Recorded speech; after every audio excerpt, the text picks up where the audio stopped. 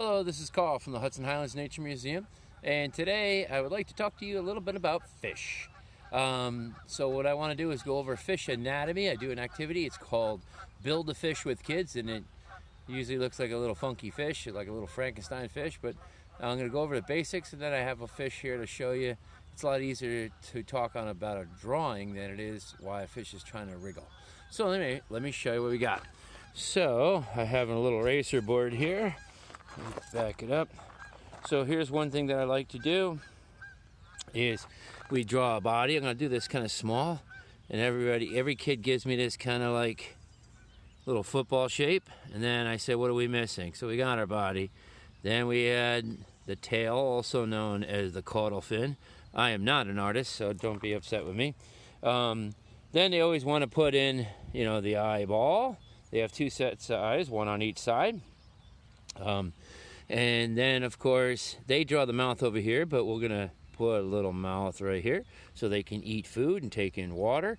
And also a gill flap. So what the water does, the water goes in the mouth and out the side of the gill so they can absorb oxygen out of the water.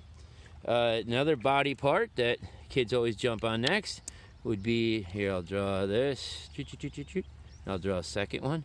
So these are the dorsal fins, and they usually have little spikes. These are a little softer, and those help to protect themselves. So if a larger fish tries to bite on them, these spikes here hopefully will jab them in the mouth, and they get a little bit of a protection. Other things that people then start adding on are some fins down here.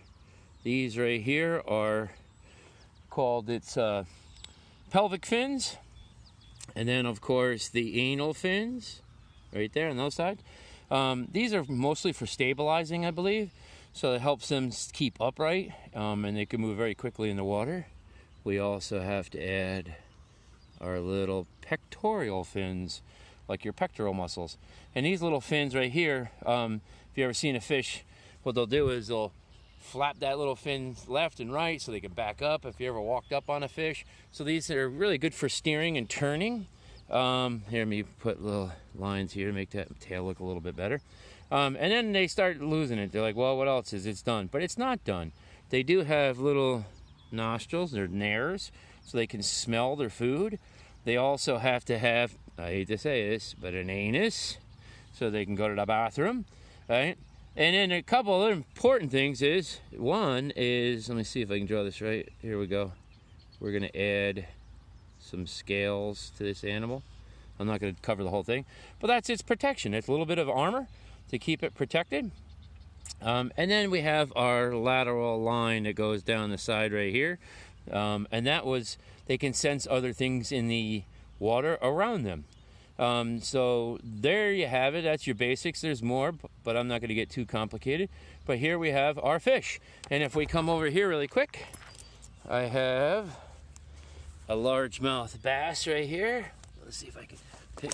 Oh, he's splashing.